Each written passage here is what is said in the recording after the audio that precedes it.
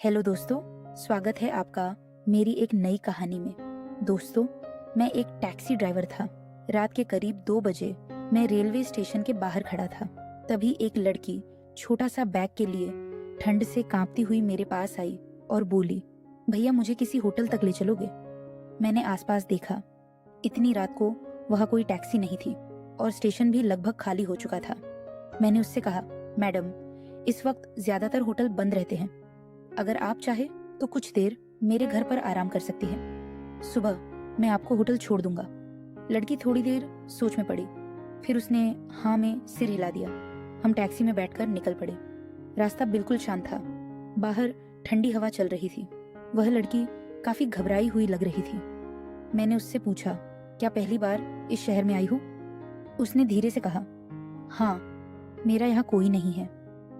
यह सुनकर मुझे भी अजीब लगा, लेकिन मैंने उसे भरोसा दिलाया कि चिंता मत करो और सुबह सब ठीक हो जाएगा। थोड़ी देर बाद हम मेरे घर के पास पहुंच गए। यह एक साधारण सा घर था, क्योंकि मेरे माता पिता उस समय रिश्तेदार की शादी में बाहर गए हुए थे। लड़की घर के अंदर आई और थकान से कुर्सी पर बैठ गई। मैंने उसे पानी दिया और कहा, आप यहीं आराम कर लीजिए, सुबह हम आपके लिए होटल ढूंढ लेंगे। उस वक्त मुझे नहीं पता था कि यही रात मेरी जिंदगी की सबसे बड़ी कहानी की शुरुआत बनने वाली है। अब मैं आपको अपने बारे में बताता हूँ। मेरा नाम अमित है। मेरी उम्र 30 साल हो चुकी है, लेकिन अभी तक मेरी शादी नहीं हुई थी। पढ़ाई के बाद मैंने काफी साल नौकरी की कोशिश की, लेकिन कहीं भी ढंग की नौकरी नहीं मिली। आखिरकार मैंने लोन लेकर एक टैक्सी खरीदी और ड्राइवर बन गया। मेरे पापा अच्छी नौकरी करते थे और मेरी माँ स्कूल टीचर थी। वह चाहते थे कि मैं भी किसी अच्छे काम में लगूं, लेकिन मेरी किस्मत ने मुझे यहाँ ला खड़ा कर दिया। मेरी माँ अक्सर मुझे कहती थी, बेटा अब तू 30 साल का हो गया है, शादी कर ले। मैंने हंसकर टाल दिया, क्योंकि मुझे लगता था कि टैक्सी ड्राइवर से कौन लड़की शादी करेगी। तभी एक दिन माँ ने कहा, हमारे गांव में एक लड़की है, बहुत अच्छी। मैं उसकी माँ से बात कर रही हूँ। 2 दिन बाद माँ ने बताया कि लड़की वाले रिश्ते के लिए मान गए हैं और हमें लड़की देखने के लिए बुलाया गया।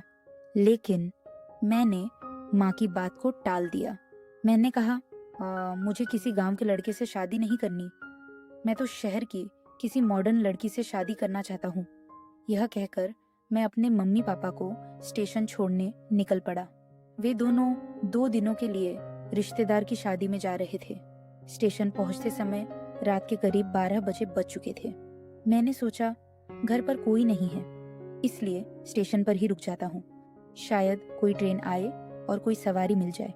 रात में टैक्सी चलाने का फायदा यह होता है कि ट्रैफिक भी नहीं मिलता और किराया भी ज्यादा मिल जाता था। इसी वजह से मैं अक्सर रात में ही काम करता था। वहीं बैठे बैठे कब मेरी आंख लगी मुझे पता ही नहीं चला। तभी एक लड़की की आवाज से मेरी नींद खुली। जब मैंने आंखें खोला तो देखा आसपास कोई दूसरी टैक्सी नहीं थी। शायद कोई ट्रेन आई थी और सारे ड्राइवर सवारी लेकर चले गए थे। मैं अकेला ही वहां बैठा था। मैं उस लड़की की तरफ देखने लगा। उसने मुझसे पूछा, चलोगे क्या? मैंने सिर हिलाकर कहा, बताइए कहाँ चलना है। वह ठंड से कांप रही थी और बाहर बहुत सर्दी थी। वह टैक्सी के अंदर आकर बैठ गई। मैं उससे पूछता रहा कि आपको कहाँ जाना है। कुछ देर वह चुप रही, फिर बोली, मेरे पास जाने के लिए कोई जगह नहीं है। मैं पहली बार इस शहर में आई हूँ और मुझे भी पता नहीं है। यह सुनकर मैं हैरान रह गया। रात के 2 बजे बज रहे थे और इतनी रात में एक अकेली लड़की स्टेशन पर खड़ी थी। मैंने कहा, मैडम, इतनी रात को यूं अकेले रहना ठीक नहीं होता। कोई तो जगह होगी जहाँ मैं आपको छोड़ सकता हूँ। वह थोड़ी देर चुप रही, फिर बोली, मुझे किसी होटल में ले चलो। उसकी बात सुनकर मैं टैक्सी आगे बढ़ाने लगा।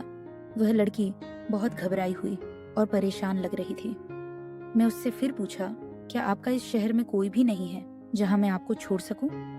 थोड़ा सोचने के बाद उसने कहा, नहीं। मैंने कहा, फिर इस शहर में आप अकेली क्या कर रही हो? इस पर उसने चुप्पी साध ली। मैं भी खामोशी से ड्राइव करने लगा। सड़क बिल्कुल सुनसान थी। उस लड़की पर से मैं अपनी नजरें नहीं हटा पा रहा था। लुकिंग ग्लास से उसे देखे जा रहा था। अचानक मैं अपने घर की तरफ मुड़ गया। लड़की ने नोटिस नहीं किया। जब हम मेरे घर की गलियों में पहुंचे तो उसने पूछा, यह होटल है क्या? मैंने कहा, नहीं, यह होटल नहीं है, यह मेरा घर है। इतनी रात को होटल मिलना मुश्किल होगा। बाहर रुकना आपके लिए ठीक नहीं होगा। आप मेरे घर में कुछ घंटे आराम कर लीजिए। सुबह मैं आपको होटल छोड़ दूंगा। मेरी बात सुनकर वह सोच में पड़ गई। फिर बोली, ठीक है। शायद वह अपने आप को मेरे साथ सुरक्षित समझ रही थी। मैं उसे घर के अंदर ले आया, लेकिन जब उसने देखा कि घर में कोई नहीं है तो वह थोड़ा घबरा गई। वह आंगन में बैठ गई और बोली, मैं यहीं बैठी हूँ, आप आराम कर लीजिए। वह बहुत थकी हुई लग रही थी, शायद बहुत दूर से आई थी। मैंने उससे कहा, आप बहुत थकी हुई लग रही है, अंदर कमरे में जाकर आराम कर लीजिए।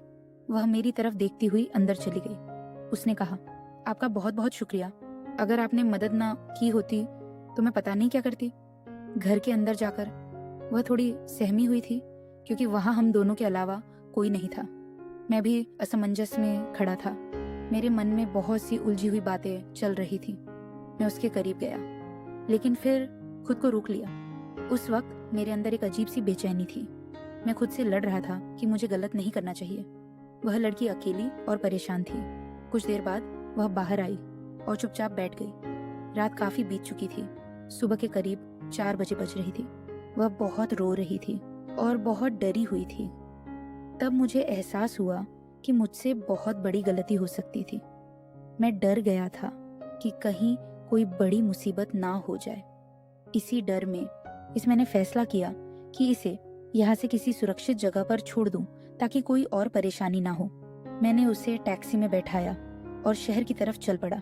रास्ते भर मैं यही सोचता रहा कि यह सब मेरी जिंदगी को बदल सकता है। स्टेशन के पीछे मुझे एक सुनसान सी जगह दिखी। मैंने गाड़ी रोकी और उससे कहा, आप यहाँ से आगे निकल जाइए, यहाँ से स्टेशन पास है। उस वक्त मैं सिर्फ अपने बारे में सोच रहा था और घबराहट में उस लड़की को उसके सामान के साथ वहां उतार कर गाड़ी लेकर तेजी से घर आ गया। उसके बाद मैं जाकर सो गया। लेकिन सुबह फोन की घंटी से मेरी नींद खुली। माँ का कॉल था। उन्होंने कहा कि कुछ जरूरी बात हो गई, इसलिए हम जल्दी वापस आ रहे हैं। यह सुनकर मैं बहुत घबरा गया। मैंने कहा, माँ क्या हुआ? मैं पहले से ही बहुत परेशान हूँ, कहीं कुछ गड़बड़ तो नहीं हो गई? उन्होंने गंभीर आवाज में कहा, सो घर आकर बताती हूँ। यह सुनकर मेरा डर और बढ़ गया। मुझे लगा कहीं उस लड़की ने कोई शिकायत तो नहीं कर दी। थोड़ी देर बाद मैं उठा, कंबल ओढ़ा और मफलर से चेहरा ढककर साइकिल लेकर उसी जगह पहुंच गया जहां मैंने उस लड़की को छोड़ा था। वहां पहुंचकर देखा कि वहां उसका कोई निशान नहीं था। मैं और ज्यादा घबरा गया और सोचने लगा, वह आखिर गई कहाँ? वह मुझ पर भरोसा करके टैक्सी में बैठी थी और मैंने यह सब कर दिया। अगर मैं थोड़ा खुद पर काबू रखता तो यह सब ना होता। मैं साइकिल लेकर स्टेशन तक गया, लेकिन वह वहां भी नहीं मिली। फिर मैं घर लौट आया और बहुत बेचैन हो गया। धीरे धीरे मेरे अंदर पछतावा होने लगा। मैं खुद से गुस्सा कर रहा था। सोच रहा था, अगर मेरी बहन के साथ कोई ऐसा करता तो मुझे कैसा लगता। दिन भर मैं ऐसी सोच में डूबा रहा। शाम होते ही मेरी माँ घर आ गई। उन्हें देखते ही मेरा दिल जोर जोर से धड़कने लगा। मुझे लगा उन्हें सब पता चल गया होगा। माँ ने मुझसे पूछा, क्या बात है, तुम इतने परेशान क्यों हो? मैंने कहा, मेरी तबीयत ठीक नहीं है। माँ ने कहा, रात को ऐसा क्या हुआ बेटा? यह सुनकर मेरा डर और बढ़ गया। मैं चुप ही रहा। तब माँ ने कहा, मैंने तुम्हारी शादी तय कर दी है और 10 दिनों के अंदर तुम्हारी शादी होगी। यह सुनते ही मेरे पैरों तले जमीन खिसक गई। मैंने कहा, माँ यह क्या कह रही हो? उन्होंने कहा, तुम्हारे लिए यही सही रहेगा। आज से ही मैं शादी की तैयारी शुरू कर दूंगी। मेरी माँ की बातों पर मुझे ऐसा लगने लगा कि उन्हें मुझ पर शक हो गया है। शायद वह सोच रही थी कि मैं गलत रास्ते पर जा रहा हूँ, इसीलिए मेरे लिए शादी का फैसला कर लिया। उन्होंने मुझसे सीधे कुछ नहीं कहा, लेकिन शादी की जल्दी देखकर मुझे समझ आ गया कि वह मुझे सही रास्ते पर लाना चाहते हैं। मैं भी उनसे अपनी गलती के बारे में कुछ नहीं कह पाया। जिस लड़की से मेरी शादी तय हुई थी उसकी मैंने शक्ल तक नहीं देखी थी। बस इतना पता था कि उसका नाम उर्मिला है और वह मेरी माँ की जान पहचान में से है। लेकिन मेरा मन बार बार उसी स्टेशन वाली लड़की के बारे में सोच रहा था। मैं चाहता था कि वह मुझे एक बार मिल जाए ताकि मैं उसे माफ़ी मांग सकूं और उसे शादी कर सकूं। मैंने उसे ढूंढने के लिए अपनी ड्यूटी बढ़ा दी। हर जगह उसी को तलाश करता रहा, लेकिन वह कहीं नहीं मिली। मुझे लगा शायद वह शहर छोड़कर चली गई। मैं ऊपर वाले से रोज यही दुआ करता था कि वह एक बार मुझे मिल जाए। इसी बीच शादी का दिन आ गया। हम बारात लेकर घर निकले। काफी दूर का सफर था। बस से शादी की जगह पहुंचे। पंडित जी मंत्र पढ़ रहे थे। कन्यादान के बाद मैंने उसकी मांग में सिंदूर भरा। दुल्हन ने घूंघट कर रखा था और मैंने उसकी शक्ल भी नहीं देखी थी। मैं मन ही मन सोच रहा था कि यह गांव की लड़की है। क्या मैं इसे कभी प्यार कर पाऊंगा? मैं यही सोच रहा था। वैसे भी कहीं ना कहीं स्टेशन वाली लड़की को मैं अपना दिल दे चुका था। इस गांव की सीधी सादी लड़की को मैं अपनी पत्नी के रूप में स्वीकार नहीं कर पा रहा था। दुल्हन को लेकर हम घर आ चुके थे और मैं सुहागरात के कमरे में पहुंचा। मेरा दिल बहुत भारी था। मैं उसके पास गया। मेरी पत्नी दुल्हन बनकर बैठी थी। मैंने उससे कहा, देखो, मैं भी तुम्हें अपना दिल नहीं दे सकता। मैं एक बहुत बड़ा गलती कर चुका हूँ। मैंने एक लड़की के साथ बहुत गलत किया था। बाद में मुझे एहसास हुआ कि यह मेरी भूल थी। मैंने उसे बहुत ढूंढा था। उसके पैर पकड़कर माफी मांगना चाहता था, उसे शादी करना चाहता था। लेकिन मेरी माँ ने मेरी गलती का अंदाजा हो गया था, इसीलिए उन्होंने मेरी शादी तुमसे करवा दी। लेकिन मैं भी तुम्हें वह प्यार नहीं दे सकता। मुझे माफ कर देना। इतना कहकर मैं कमरे से बाहर जाने लगा। तभी उस लड़की ने मेरा हाथ पकड़ लिया। उसने कहा, आप जैसे भी हो, मुझे आप अच्छे लगते हो। इंसान, आज से गलतियां हो जाती हैं। मैं दुआ करूंगी कि आपको वह लड़की मिल जाए और वह आपको माफ कर दे।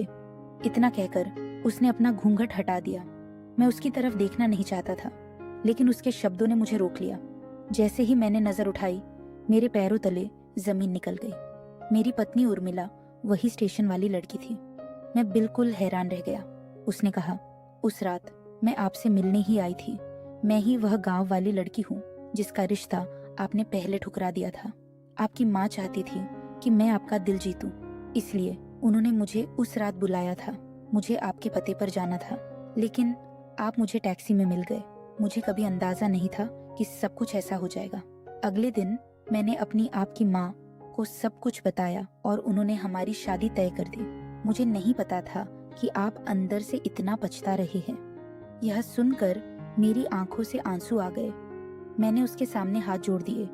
मैंने कहा, ओह, मैंने इस शहर की हर जगह तुम्हें ढूंढा था। जब तुम नहीं मिली तो मैं बहुत डर गया था। अगर मिल जाती तो मैं तुमसे ही शादी करता। उस रात मैं खुद को संभाल नहीं पाया था। तुम्हें देखकर मेरी समझ काम नहीं कर रही थी। मैंने अपनी जिंदगी में तुम जैसी लड़की कभी नहीं देखी। मुझे बहुत अफसोस है कि मैंने कभी तुम्हारा रिश्ता ठुकराया था। यह सुनकर मेरी पत्नी ने मुझे माफ कर दिया और हम दोनों एक दूसरे के करीब आ गए। दोस्तों, आपको यह कहानी कैसी लगी? अगर आपको यह कहानी अच्छी लगी हो तो चैनल को जरूर सब्सक्राइब